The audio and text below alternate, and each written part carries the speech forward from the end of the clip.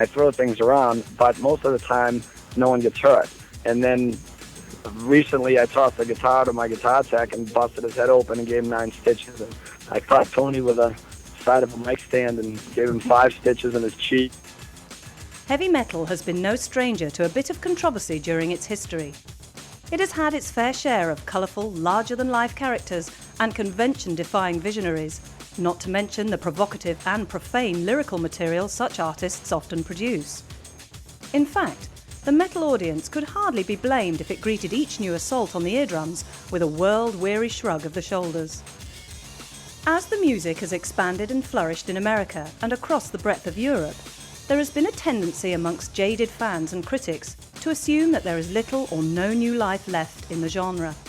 For some, the prospect of something fresh and invigorating arriving from a bunch of thrusting young Turks has been entertained with suspicion or dismissed outright. Well, from out of Boston, there has emerged a compelling new presence in metal by the name of Godsmack, an accomplished tight-knit quartet who courted a frenzy of attention through their local alternative music scene before exploding our minds and preconceptions in the wider world. With a progressive cocktail of wide-ranging influences, haunting songs, and singular, distinctive sound, the mighty Godsmack have steadily grown from cult heroes to hugely acclaimed stars in the 5 years since forming. Virtually an unknown entity outside of New England until as recently as 1998, Godsmack are a truly scintillating proposition, guaranteed to make your eardrums bleed. They represent a growing taste for a new type of heavy metal, shaped by a wider breadth of influence. At the same time, their success reflects the increasing commercial viability and wider acceptance of the scene itself. Godsmack proudly draw upon disparate elements of grunge, punk, funk, hip-hop, electronica and contemporary rock pop to create a still abrasive noise that employs memorable choruses and nagging hooks throughout. Hard rock with a groove barely scratches the surface in describing this elusive, dazzling din. So what then makes Godsmack so special and unique? What sets them apart from the other new metal bands who've exploited a hunger for variation on the form? Well, for a start, Godsmack are unusually competent and refined in both their level of technical mastery and their tastes. There is a constancy of sound, slashing guitar riffs, tight production, brutal vocals, but a refreshing variety of musical arrangements and song structures.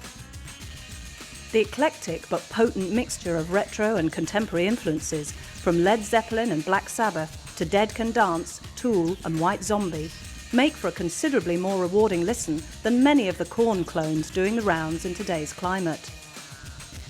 The group's jam sessions, improvisations and live performances all highlight the experimentation and expertise at its core. Godsmack's rise to fame has been engineered by a winning combination of dedicated grassroots support, radio play, hard work, comradeship and dogged persistence. These factors, and the foursome's towering musicianship, have given them and their thrilling, intense songs the kind of mainstream exposure they could only have dreamt of just a few years previously. As we shall see, though, there has been a well-documented catalogue of outrage, strife, scandal and misunderstanding to contend with along the way. Coming out of left field to disturb, shock and shake up the corporate world of rock, Godsmack have invented a monster that refuses to be ignored. But who are Godsmack? A pack of bad-mouthed, Satan-worshipping convicts who use illegal samples, dabble in witchcraft, attack security guards and encourage their fans to harm themselves and others? Or champions of freedom of speech, record breakers, innovators of a new style, level-headed advocates of nature and positivity? This story accommodates all of this and much more, so be prepared for one hell of a roller coaster ride. Welcome to the extraordinary, idiosyncratic and unpredictable world of 4 close friends who've redefined what it is to be a metal band, pushed back boundaries, kicked down barriers and rewritten the history books on more than one occasion.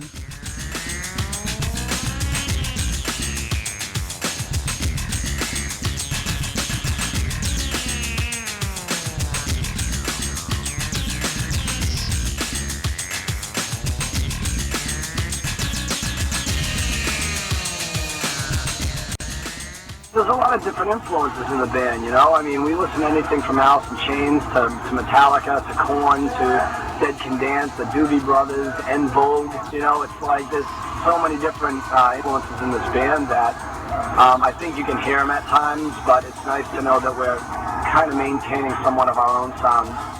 How exactly did a self-confessed Doobie Brothers fanatic and former Catholic altar boy by the name of Sully Erna come to head one of the biggest, loudest and most significant groups in the continuing evolution of metal? Well, Godsmack's inauspicious beginnings can be traced back to the collapse of Erna's previous band, Strip Mind, for whom he was the drummer. Sully Erna has been tub thumping since he was just 3.5 years old. From that early age, he'd always messed around with drums in the family home and quickly developed a natural talent that he'd hoped would eventually earn him a living. Not once had he even considered singing, preferring to lay down a solid backbeat and keep in the background. As Erna grew up, all of his energy and spare time were spent practicing, learning his craft, listening to music and assembling bands. He was involved with several Boston-based outfits before joining Strip Mind. Erna felt sure that Strip Mind had the makings of a dynamic act and that the group would provide an outlet for his musical creativity, as well as helping him realise his dreams of success and acclaim. Strip Mind managed to book studio time to record just the one album for the Sire Reprise record label. However, harmony within the group could not last, and personal bickering, feuds and disagreements engulfed the working atmosphere. The internal tensions that had seemed to spark the group's creativity eventually stifled it. Strip Mind could go on no longer, imploding in a fury of musical and personal differences, chaos and disarray. The fallout witnessed the usual bitterness, recriminations and angst. As Strip Mind destroyed itself and broke up, Erna found himself devastated, dejected and depressed. He had been convinced that his destiny lay in music making and had never considered any alternatives. The pumped-up self-belief that had got him this far had taken a heavy blow. He feared that his one chance of making it in the music business had been shot down in flames and wondered where it all went. All that promise had been unfulfilled and the future looked bleak and desolate. Erna spent 2 whole months after the split assessing his situation, reminiscing over the good times and reflecting on how things went so wrong. That band had been the centre of his life, and he had felt that singing to Sire Reprise was the start of an exciting, glorious journey. These days were dark and painful, as if Erna was in mourning. At one point, he even considered leaving music behind altogether. However, unknown to him at the time, he would be able to draw upon this experience sooner rather than later.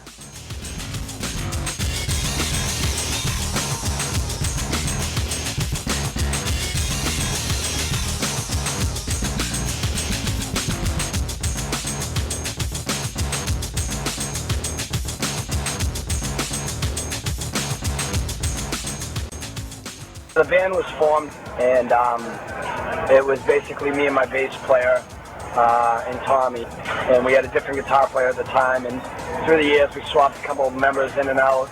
Got our guitar player Tony Rumbola in the band. Following the sad demise of Strip Mind and a period of self-examination, Sully Erna managed to find work at a collection agency. This job gave him enough cash to buy a place to live and a car, not to mention a routine with which to occupy his time and thoughts. Having worked for the collection agency for a year, Erna rediscovered the urge to make music. The muse that had deserted him had returned, and he set out to form a group of his own. Amazingly, he summoned up enough courage to make another truly momentous decision. For the first time in his life, he would step out from behind his beloved drum kit and reinvent himself as a lead singer. This was to have a colossal impact on his and the new group's fortunes. In 1995, Erna recruited a friend of his, Robbie Merrill, to perform bass duties, and Tommy Stewart to play drums. Yet those early days of the mid-1990s were not without their difficulties, conflicts and changes of personnel. The original choice of guitarist, Lee Richards, walked out on the group, expressing dissatisfaction with the band's musical direction. He perceived too much of an emphasis on technology for his liking.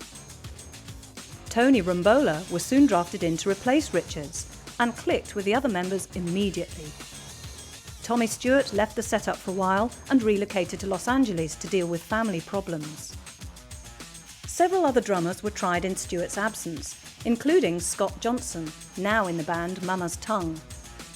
When it came to recording the first album, Erna took over the drums himself. As different drummers came and went, the group decided to contact Stewart to see if he fancied a return to the fold. The rest, as they say, is history. Starting out under the name of The Scam, the quartet began writing material together purely for their own enjoyment. Erna wrote or co-wrote most of the songs that evolved.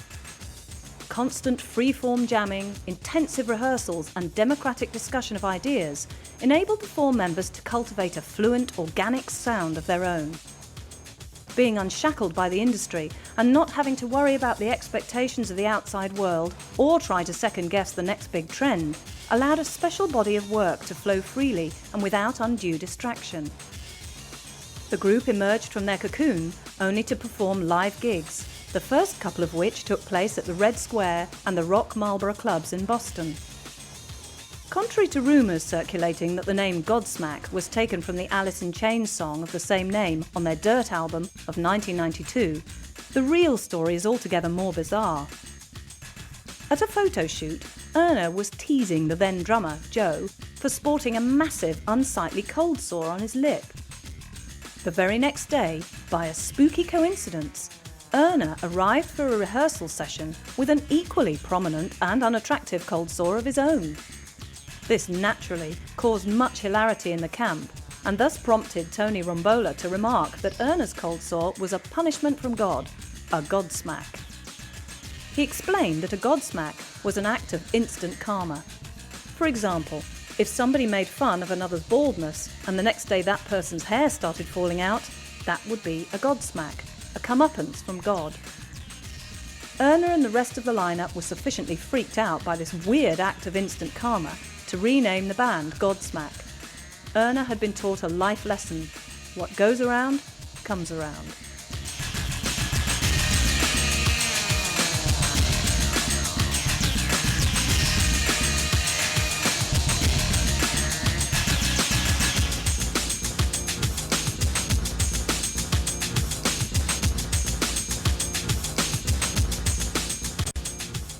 We put out a record on our own that we had recorded for about $2,600 over a weekend, and it's the same record that you have in your hands.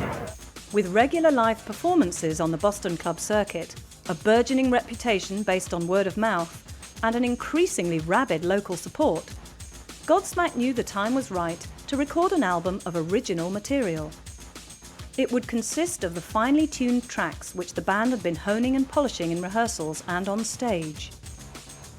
Godsmack knocked out their self-released debut album, All Wound Up, at Boston's New Alliance Studios during the course of a heady long weekend in 1996. The record cost the bargain basement price of $2,600 to make, which was financed by a loan from a friend of the group.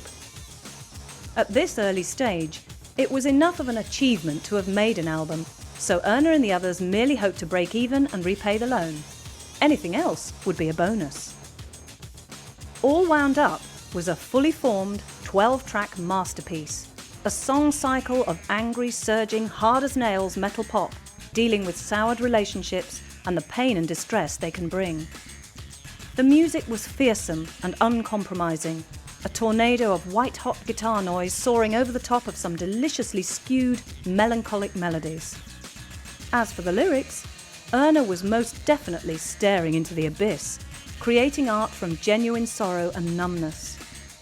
Whether using the first or third-person narrative, it was plain for all to see that he was exorcising the demons he had accumulated from failed relationships and entanglements. The ghosts of previous romantic and professional disappointments hovered over the whole project. The songs depicted the emotional extremes of people who live life at an intense pitch. Time Bomb crystallised the everyday pressures and anxieties of living on the edge, while Immune was a sophisticated, multi-layered allegory about urban vampires sucking their victims' identities by copying their dress sense and lifestyles. Voodoo was a highly charged tale inspired by the rather unsettling movie Serpent and the Rainbow, in which the main character became fascinated by and obsessed with the sinister voodoo rituals on a desert island. Situation was perhaps the most adventurous and striking indication of Godsmack's diversity and technical skill, containing outlandish passages of freakout, throttling power, grungy textures, and even faintly ambient psychedelia. Situation owed as much to Erna's professed love of Dead Can Dance and similarly trippy, meditative sounds as it did to Nine Inch Nails, Black Sabbath, Alice in Chains, and the usual suspects. To him, it encapsulated the full emotional and stylistic range of Godsmack's musical ambition. Erna's vocals inspired comparisons with those of Lane Stanley or Scott Weiland, whilst the band's unerring sense of exploration and freedom hinted at a future music that might be liberated from pigeonholing or orthodoxy. Erna was clearly enjoying his newfound vocation as a vocalist, pushing himself to discover new capabilities as both a musician and a human being. It was relatively easy to hide behind the drums if things weren't going to plan, but as a singer, he discovered that leadership qualities were required to control situations. All four band members were delighted with and proud of the finished product, which Erna co-produced with a friend, Andrew Murdoch. Erna felt that Murdoch's knob twisting helped carry out the group's stipulations to the letter, realising the exact vision of Godsmack. This might have been a different story if an outside producer with no knowledge of or sensitivity towards the band's ideals had got his or her paws on the production and mixing desks.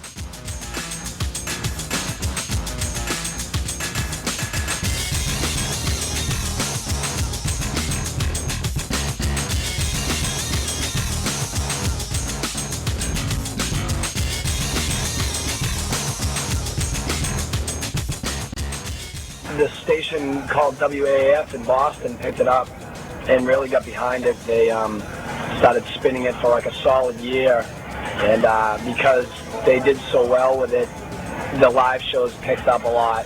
And because the live shows picked up a lot, the record would sell more in this record store, and it just kept snowballing like that until we were selling like 1,000 records a week. With the album in the can, Godsmack now had to distribute their baby themselves and try to reach as many people as possible. The group initially printed up 1,000 copies and peddled the disc to a local chain of music retail stores, Newbury Comics. Before sales and interest took off, Newbury Comics was the only retail outlet to agree to carry the record with a promotional campaign. The album kicked off selling around 50 copies a month, mainly to clued-up metal kids in the neighbourhood. So, in an attempt to boost sales and push their message, Godsmack began selling copies themselves from the trunks of their own cars. Here they had to demonstrate very different talents, those of the entrepreneur. At this point, the whole Godsmack operation was being run from Erna's bedroom. Mass exposure, plaudits and respect seemed a distant dream, but the band kept ploughing away and began attracting local radio attention. In 1997, Rocco, a radio DJ with a nighttime slot and cult following on WAAF, fell in love with the insistent, rampaging Godsmack sound. He began spinning cuts from the album regularly on his weekly programme as he became more and more infatuated with its no-nonsense melange of speaker-shattering heaviosity and radical ingenuity. Staff at the station suspected that listeners would tire of the disc at some point, but listener requests for Godsmack's tracks and information escalated. Rocco embraced the track Keep Away in particular, making it a listener favourite and an anthem in waiting. WAAF was soon receiving requests for Keep Away, and the group's stunning live shows were captivating an increasing army of eager punters. Godsmack were incorporating party pieces into their live repertoire, performing covers of White Zombie's Thunder Kiss 65 and Alice in Chains' Wood as encores after the main set, and embarking upon a freewheeling jam session. This would involve Erna playing a little drum, cymbal, Latin percussion setup with a cowbell, and improvising with Tommy Stewart. One of the new converts to the Godsmack gospel was Paul Geary, a long-time friend of Erna's and former drummer and manager of the chart-topping early 90s group Extreme. Enthused by what he heard and saw, he promptly signed Godsmack to his management company, PG Entertainment, as part of a co-management deal with Arma Anden and Steve Fargnoli of Pure Management. Erna agreed to have his songs published by Mean Gear Music, ASCAP. All Shook Up continued to sell steadily, but Godsmack's big breakthrough, the seminal moment of their career to date, had yet to be recorded.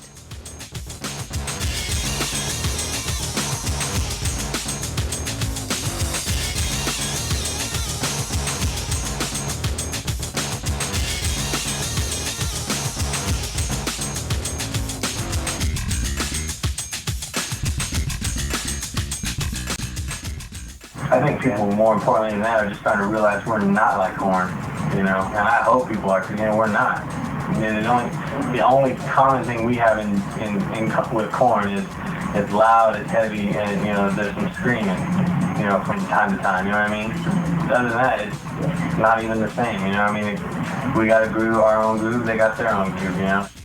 Composed after the sessions for All Wound Up, the track Whatever was a landmark recording for Godsmack. Musically, it signalled a blossoming maturity, with its sublimely crafted arrangement and effortlessly instantaneous hook. Lyrically, the song provided as clear an indication yet that its author had put the ghosts of his past to rest. Coming up with a song of such quality, Godsmack were laying down a serious challenge to their many rivals on the scene. See if you can beat this, punks. A dark, menacing, instantly recognisable rocker, epitomising the thunderous rage and sonic invention of the group, Whatever straddled the line between wide-eyed sunny optimism and dirge-like melancholia. Everybody in the band agreed that something quite magical and irrepressible was in the air when cutting Whatever. It even prompted Sully Erna to speculate that something divine was at work, something elusive yet transcendental. Perhaps this song was hanging in the ether, complete and waiting to be picked out by Godsmack. Whether through divine intervention or just plain inspiration on the part of Erna and his cohorts, this blissful piece of work came at the listener with a post-Korn, white zombie sensibility of its own. Comparisons with others were ultimately invalid, because Whatever was shining light on new possibilities and breaking barriers. It was a work of sufficient grandeur, poetry, power and beauty to rank alongside anything in the history of metal. Controlled chaos, rather than outright anarchy, defined this new approach. Best described as sounding like rap metal titans Korn, covering Foghat's I Just Want to Make Love to You, with Lane Stanley and Jerry Cantrell on guest vocals, the track was written by a more philosophical Erna. It came to him during a period in which he was able to be more detached and rational about the negative experiences in his recent past, namely relationship breakdown and the spectacular collapse of Strip Mind. Erna was able to reflect upon how life had improved since founding Godsmack.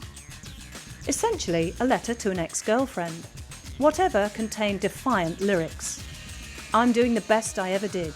Go away. Erna bellowed these words as if he was saying goodbye to pain and hello to better times on the horizon. Underneath the dramatic, aggressive maelstrom of noise and the ostensibly bitter, ironic tone of the lyrical content, there could be detected a new, positive self-awareness. Sully Erna had once revealed that songwriting came easier when he was experiencing the lows of human experience, when his mindset was in a dark place. This track indicated, though, that a healthier mind could also produce music of an exceptional standard, destined to become classic. The future was looking much brighter for Sully Erna and his merry band of metal minstrels.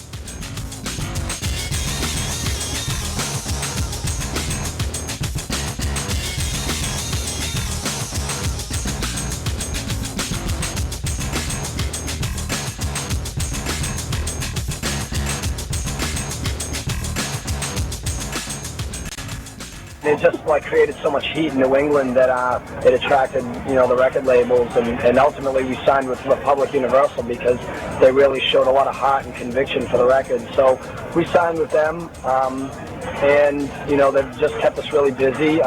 We hired a gentleman named Paul Geary, who's our manager, who used to be the drummer for Extreme. Although Whatever had been originally scheduled by Godsmack for the follow-up to All Wound Up, they were so knocked out by the piece that they wanted to strike while the iron was hot. If the quartet had waited to make a whole album before unleashing this pearl to the world, then the momentum might have withered away. So the cut was given the go-ahead to be included on a compilation CD of Boston-based bands. The other artists appearing on the compilation were all older bands who'd been touring and recording for much longer than the members of Godsmack. Some of them had even had a degree of success in times gone by. Godsmack were buzzing about the new song, but started to feel awkward about it sharing space on an old-school compilation with a load of grizzled veterans, has-beens and never-wills. Erna felt that he was selling his outfit short, that he deserved more than this. There was no more time to be laid back and going with the flow. He had to start blowing his own trumpet and show everyone else that he had immense reserves of self-belief. After discussing the situation, Godsmack decided to renege on the compilation album deal. The group walked out of the studio and straight into the headquarters of WAAF, brandishing their brand new product. Okay, listen, here's the new Godsmack. The single was even distributed for free. Once WAAF started playing Whatever, interest in Godsmack really went stratospheric. Members of the public and employees of record companies began bombarding the phone lines of WAAF, determined to know more about the creators of this incredible music. Sales of the single went through the roof, which had a positive knock-on effect on the sales of the All Wound Up CD. This was in spite of the fact that Whatever wasn't on the debut album. When All Wound Up became the second hottest selling long player at Newbury Comics, the music industry sat up and took notice. It had no choice in the matter, because a phenomenon was brewing. The album was flying out of the shops at the rate of 1,000 each week, and the buzz around the band was proving irresistible. Record labels spotted the sales of both CD and single, and quickly realised that a major talent was making its mark. A&R representatives from numerous labels started to call the band directly, inquiring, who is this unknown and unsigned band who is outselling all our artists? Godsmack's growing ascendancy and flattering notices resulted in increased airplay at WAAF and other radio stations based in and around New England. From this springboard, All Wound Up would eventually sell 20,000 copies. Not bad going when you consider that Erna was still plying his trade from his bedroom. Godsmack's originality, proficiency and spark of excitement, that intangible something you know when you hear but can't define, invited a number of advances from independent and major record labels, keen to nurture and cash in on such a talent. After several meetings with interested parties, Godsmack chose to sign with a major, Republic Universal, in July 1998. Republic GM Avery Lippman explained to Erna and Co. that he had discovered them whilst driving through Boston with the radio dial switched to WAAF. He knew immediately that his label just had to sign them. As it was primarily the spunky Whatever single, which was winning over listeners on the radio and shifting copies of All Wound Up, Godsmack gave Republic the go-ahead to add it to the newly packaged album. In order to keep it to 12 tracks, Republic extracted Going Down from the original listing, threw some new artwork together for the cover, a portrait of a punk rock Drew Barrymore-esque figure, and gave it an eponymous new title.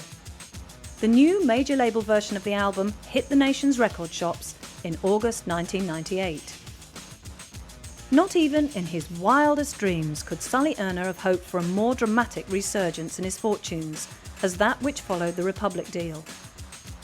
Whatever, one of the hugest radio hits of 1998, climbed to the top 10 of the Billboard Mainstream Rock Tracks chart. The quartet cemented their place in the record books when the single spent more than a year on the Billboard Active Rock chart, holding the record for most weeks spent in the top 10, 32 no less. At one point, the band achieved another milestone by having 2 songs simultaneously in the top 10 of Billboard's active rock chart, Whatever and the staggering second single, Keep Away. Keep Away was an astute choice of follow-up single by Republic. A relentless orgasmic rush of noisecore carrying another defiant, upbeat lyrical message from Erna and co-writer Robbie Merrill. Both featured promo videos, which were heavily rotated on MTV. Meanwhile, the Godsmack album appeared on Billboard's Heat Seekers chart in November 1998 at 49 and became a mainstay for the next few months. It sold consistently thanks to the larger-scale media exposure afforded by signing to Republic, and peaked at number 2 in the March 13, 1999 issue. It was certified platinum after notching up 1 million sales, something which seemed a pipe dream when Erna first recruited this band of musicians. Godsmack had now moved rapidly from being a cult act on the fringes of commercial success to becoming public property.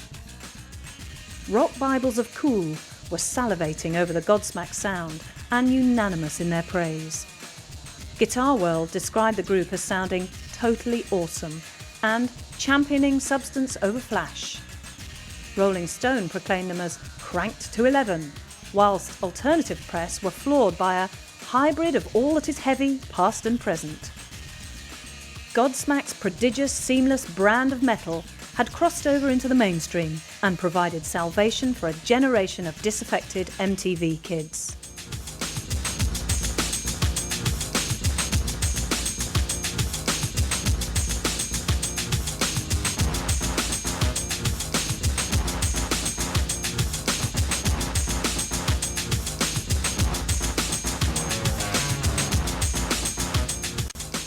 Yeah, Gino's Circus. It's every night is a mental challenge. You haven't lived till you've seen a Mago stuff 7 feet of tube and it's through his nose into his stomach and all that stuff. Pump bong water into it with Gatorade and ketchup and chocolate mixed, and then siphon it back out and drink it again. Still on a high and now bursting with even more confidence in their abilities, Godsmack toured relentlessly on the back of their single and album successes. An appearance on the Late Night with Conan O'Brien show further extended their reach and profile to a mass audience. The plan was to play smaller venues, such as the Ranch Bowl throughout 1999, as opposed to opening for a bigger, major artist on a tour. This was because Erna had no wish to jump on the coattails of another, more established act. He preferred the more organic and intimate experience of a smaller scale club. This was the kind of show that Godsmack had played in the 4 years since forming, and which had enabled them to perfect their craft. One gig in particular, at the Whiskey in Hollywood in February 1999, went down a storm and caused a state of delirium amongst the crowd. The 45-minute set, punctuated by 2 of their 5-minute jam sessions, was as terrifying and psychotic as metal gets. That evening, it felt as though the gods were smiling down on Godsmack, very much in approval. In addition to a plethora of medium-sized club dates, Godsmack gave an electrifying, PA-busting performance on the final day of the Woodstock '99 festival. The band also toured across the USA with ass-kicking Bostonians Revile and the seriously deranged travelling freak show known as the Jim Rose Circus. They joined the likes of Black Sabbath, Rob Zombie, Deftones, Slayer, Primus and Drain STH on the bill for 2 dates at metal's preeminent summer attraction, the Ozfest, at the end of May. But the icing on the cake was being asked by Grandmasters Black Sabbath to support them on their tour of Europe. This was almost too good to be true, as Sabbath had long been one of Godsmack's pivotal musical influences and a fertile source of inspiration. The opportunity to play with their idols was just too good to turn down, so Godsmack accepted the invitation. They would only have agreed to a support slot on a major tour if the main act in question was somebody whom they admired and loved, and Sabbath were like holy figures to them. Godsmack had regarded performing in front of 10,000 people at Woodstock as a completely overwhelming experience, unlike anything else. But the Sabbath tour took fun, energy, abandonment and emotion to another level entirely. These larger venues were new, eye-opening territory to Godsmack, being the exact opposite of what they were used to. Their usual choice of venue had the mosh pit at the front and all the seats at the back, whereas these large amphitheatres had seats at the front and grass at the back. To cap it all, Sully Erna even got the chance to sing lead with Sabbath, the dream of a lifetime. During a rehearsal one day, Erna told Sabbath axe wizard Tony Iommi that his personal favourite song of theirs was Heaven and Hell. He recommended that Sabbath should play it, but Iommi told him that Ozzy Osbourne wasn't too keen on the track. At which point Erna made the casual, flippant remark, "I'll sing it then." 2 days later, Ozzy Osbourne called Erna's bluff by asking him to sing the song with them during their sound check. Erna couldn't quite take this in, being asked to front Sabbath. The little child who watched himself in the mirror singing and playing air guitar to Sabbath classics was now doing it for real. Erna felt very nervous, but performed the song as though he'd written it himself. Whatever else would happen to him in his life, this was something to cherish and treasure forever. The Sabbath connection continued when Godsmack joined the other Ozfest bands, such as Pantera and Rob Zombie, on the second in a series of Sabbath tribute albums, Nativity in Black 2. At the 1999 Kahlua Boston Music Awards, Godsmack cleaned up on their own by triumphing in the Best Debut Album, Outstanding Major Label Rock Band, Best Major Label Male Vocalist, and Best Major Label Songwriter categories. The band even performed live at the ceremony, which took place at Boston's Orpheum Theatre on April the 22nd. This incredible, sweeping recognition was nothing but deserved. Godsmack's startling progression from a gang of listless, disenchanted music addicts knocking out tunes for fun in their local district, to major label stars and darlings of the rock media, had been achieved with a massive amount of work, natural talent, patience, and a bit of good fortune. With this level of acclaim and success, Godsmack were on the cusp of becoming a premier big-time arena band. They could do what they wanted.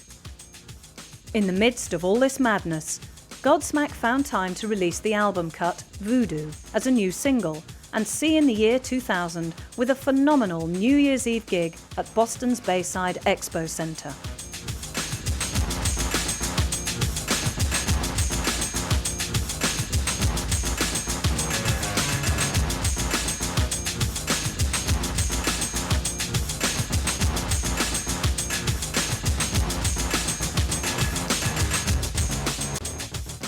I like just about any kind of porn.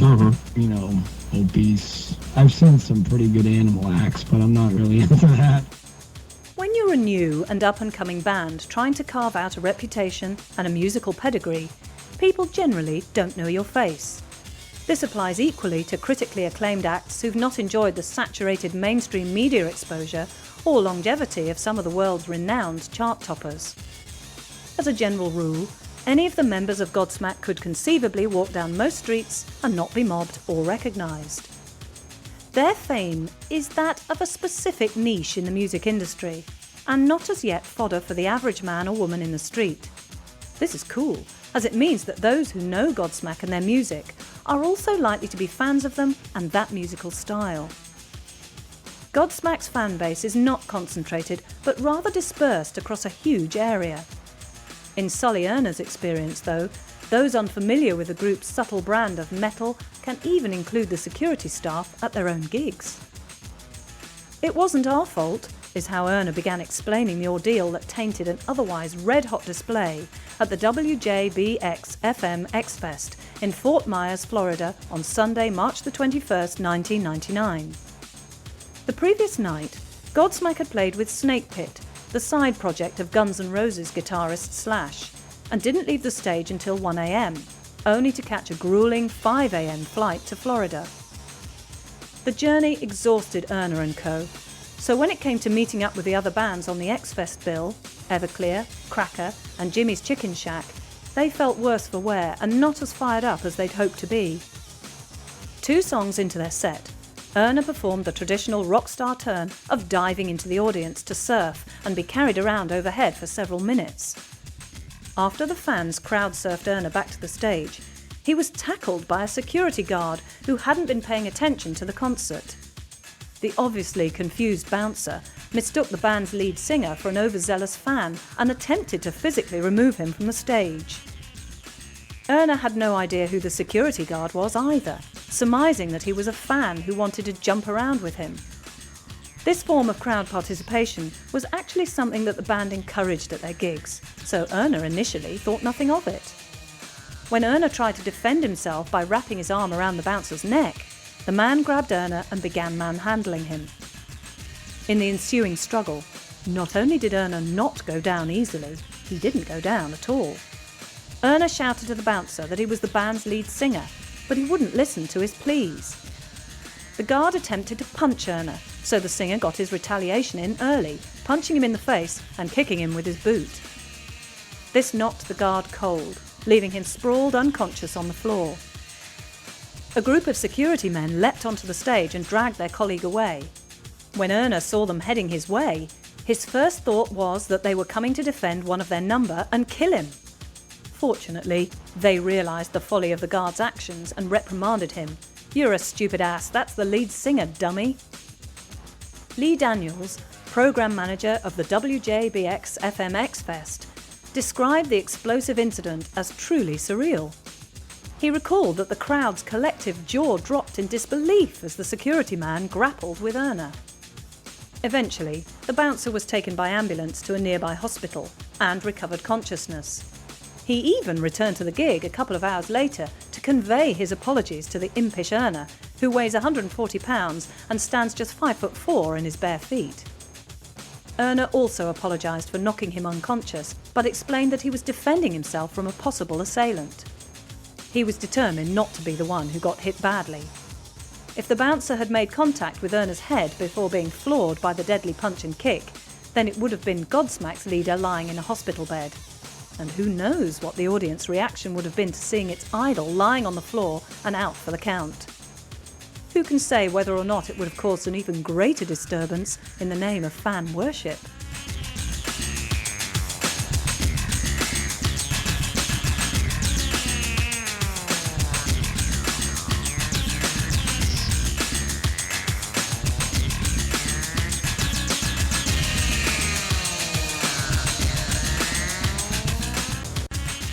We don't even believe in the devil. There is no devils or Satan involved in witchcraft, period. And there's no black and white witchcraft. Witchcraft is all about the good. Just as alternative and non-conformist offstage as on it, Sully Erna has attracted controversy, scorn and outrage, not to mention a fair amount of misunderstanding, through his unusual metaphysical interests and preoccupations. Some critics of the band have seized upon his radical ideas and beliefs and condemned them without bothering to listen to the bandleader or consult literature on the subjects. Erna became a practicing witch of the Celtic religion, Wicca, around the time of composing the songs for the debut album. He was in a weird, depressive state at the time, what with the hurt of recent losses in love and music still stinging.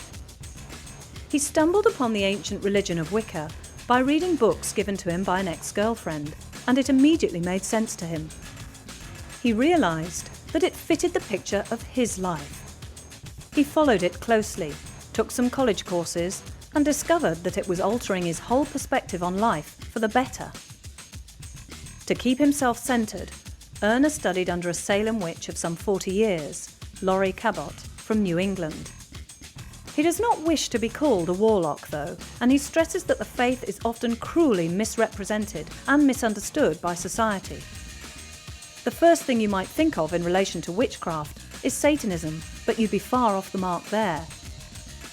And rest assured that it doesn't involve any flying around on a broom and throwing rat parts into a boiling cauldron.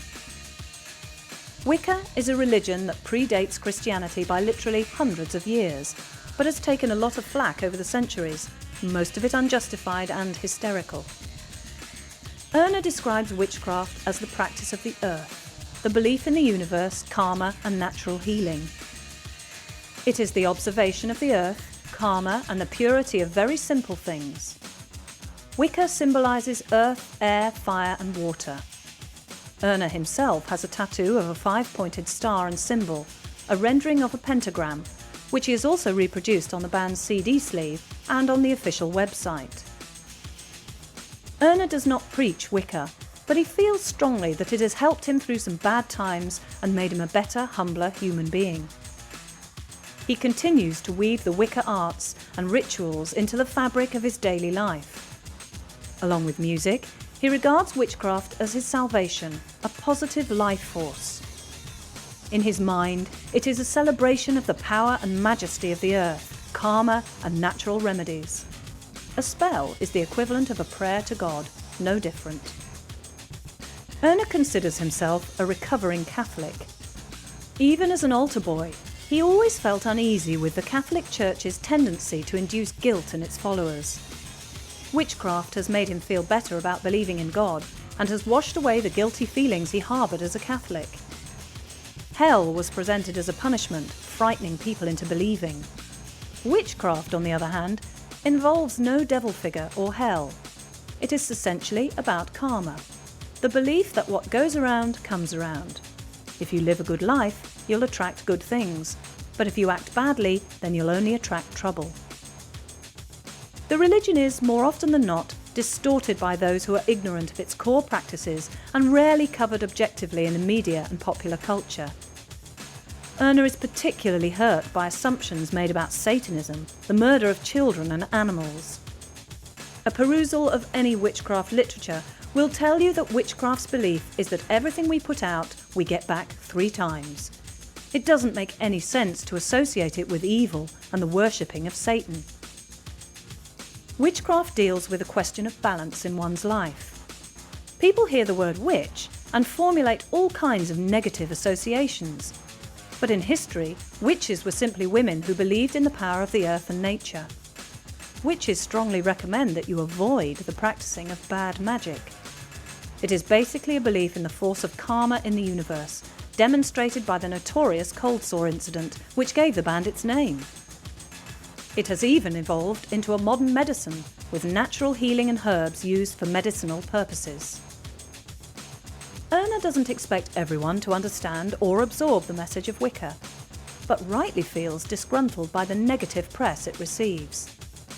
He feels sure that without discovering it, he would have followed Strip Mind down the road of self-destruction.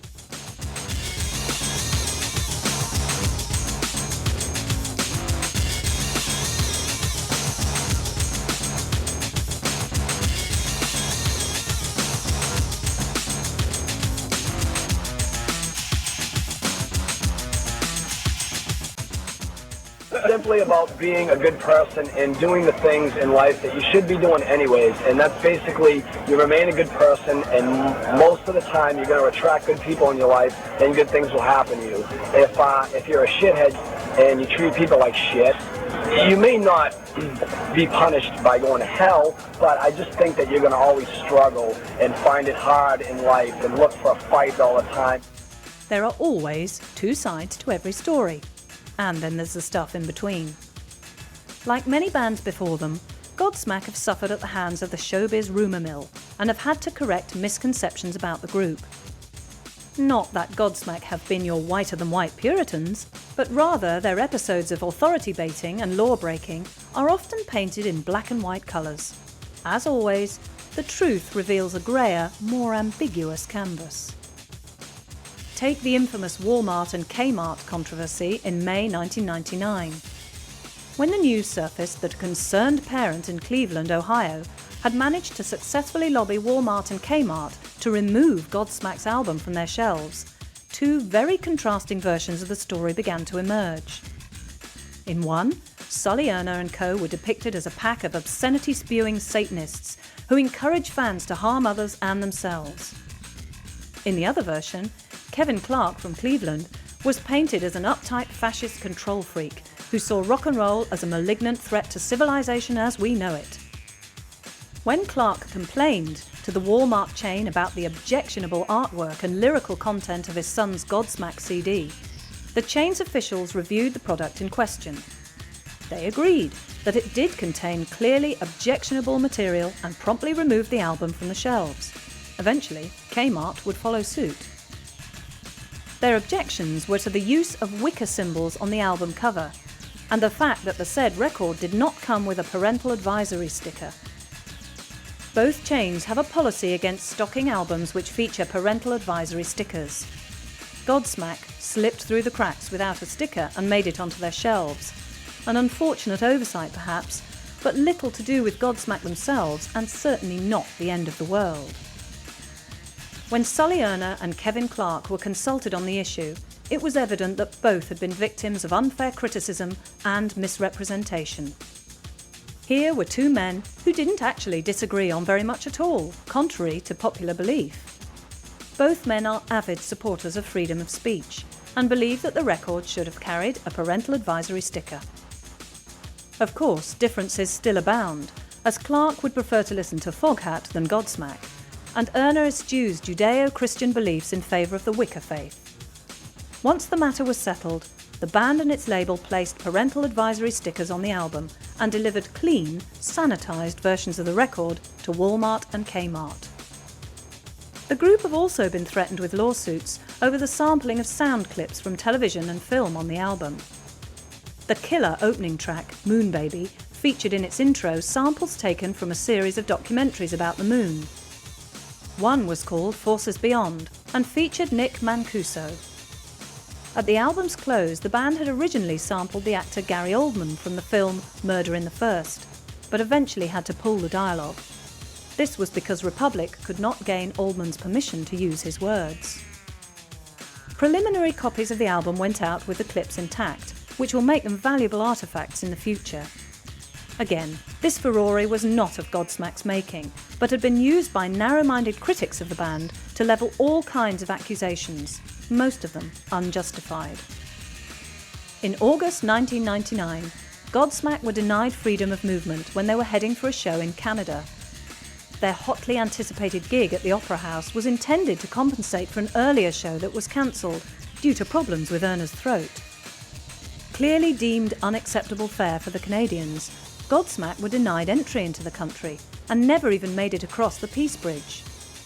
Concert promoter Greg Below of Distort Productions explained that they were kept out because of some prior convictions in the group and the fact that they didn't have the required permit to cross.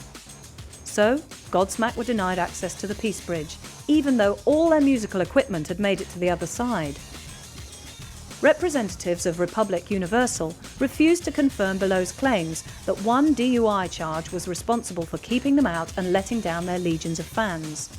Fortunately, Godsmack ticket holders were refunded at point of purchase. The opening act, Drain STH, had to carry the weight of the show with two Canadian bands, Bad Blood and Bone Daddy.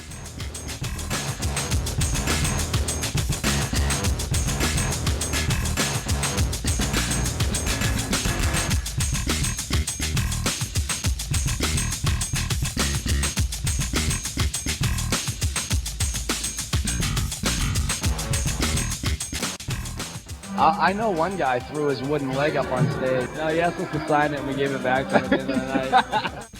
The new century has ushered in a new wave of optimism among the Godsmack camp.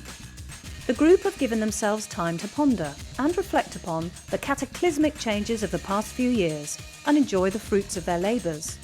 Not that they intend to rest on their laurels, far from it. The foursome have been experimenting with new material in the studio with a view to putting together an even wilder, more adventurous album than the first. Republic Universal are understandably keen to reap more benefit from the soaring success of their little jewel, but at the same time acknowledge that inspiration is worth waiting for. There is no point in over-milking an album for hits. Much better to be patient for fresh work that promises to take the metal genre beyond its limits. The group regard themselves as fortunate to have made it now, rather than when they were younger. Now that the band members are in their early 30s, they are more rounded, level-headed and mature than in their younger days. Therefore, they respect and appreciate their success more than if they were 18 or 19-year-olds. In contrast to many famous musicians who hit gold early on in their careers, Godsmack know only too well what it's like to live out of a van on the road, not having a proper bass, and often feeling that life sucks. They've gone through many bad times and endured heartache and pain. Now they are famous, they will never lose sight of their roots. Godsmack have accomplished everything in the old-fashioned, time-honoured way of small gigs, hard work and word of mouth. There has been a refreshing absence of hype in the group's rise to fame.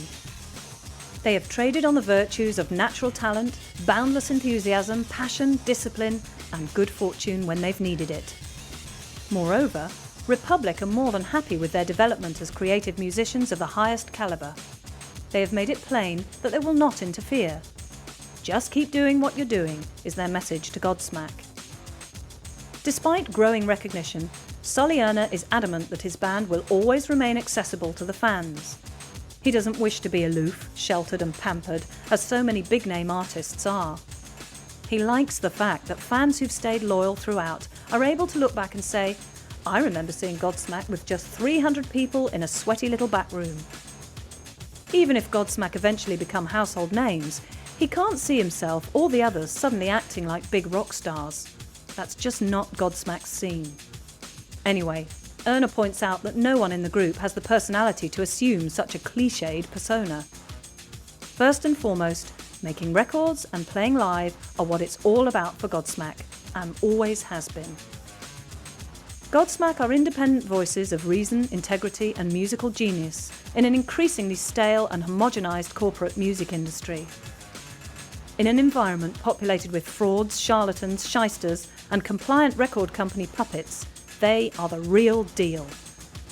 The band's legendary down-to-earth personalities ensure that each and every fan can identify with their heroes. They know what Sully Erna went through to make this thing work. The cruel blow that was Strip Mind's collapse, relationship breakups, mental problems, the struggle to fund the band, the grind of the touring circuit, the opposition of disbelieving cynics. There is nothing contrived or deceitful about this mercurial group of musicians. What you see is what you get.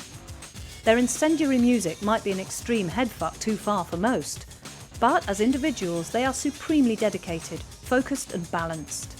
They don't suffer fools gladly, but that is because they have no time for anything ephemeral which distracts them from music. Sully Erna's religious beliefs have convinced him that Godsmack will ultimately reap the benefits of their immersion in their craft. It's a question of karma, and certainly so far they haven't had reason for complaint. Erna maintains that Godsmack's success is a result of being and doing good. Good things will come to those who do the right thing and avoid harm to others. So what lies ahead for the new kings of rock? More fiery than a flame-grilled burger and twice as tasty, Godsmack should continue to twist a seemingly moribund musical form into frightening, fascinating, complex and challenging new shapes. Their rivals will be content to play around with the rudimentary tools of the genre and repeat themselves, but Godsmack are obviously operating from a different set of rules altogether. Never a band to sit still, they will continue to embrace new ideas and new technology to push the envelope that bit further. Other bands have tried to incorporate other musical styles and strange elements into the metal mix, but they haven't lasted the pace or followed through their ambitions.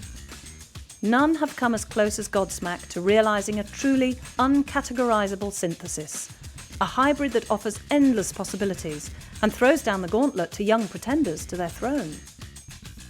Sully Erna is a musician who seeks constantly to transcend his last achievement. He has found that his many years spent drumming for other bands have helped forge his distinctive writing style. As a lover of syncopation, he likes to keep a lot of interesting rhythmic energy bubbling away underneath all that squalling guitar noise terror. He finds that even when writing guitar patterns, he is thinking as a drummer would. Godsmack have patented a distinct, settled style that is collaborative by nature and flexible enough to soak up new influences. Disconcerting harmonies, instrumental counter-melodies, sound effects, samples and a magpie approach to musical style results in an inspiring eclecticism on record. And what delights them as much as their listeners is the sheer strangeness, the inventiveness of the sound those recordings make. Words, melody, otherworldly voices, instruments, arrangement, production all conspire to formulate a satisfying, multifocal, almost Wagnerian noise that threatens to be the future of rock and roll for some time. Whether those young pretenders of the new millennium take up that gauntlet and challenge Godsmack for pole position in this brave new world remains to be seen. But one thing is certain, a world with Godsmack in it is a much more interesting one than one without them.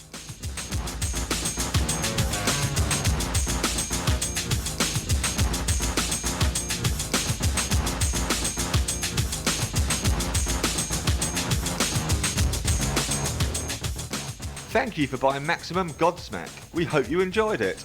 Watch out for further titles on Chrome Dreams coming up soon.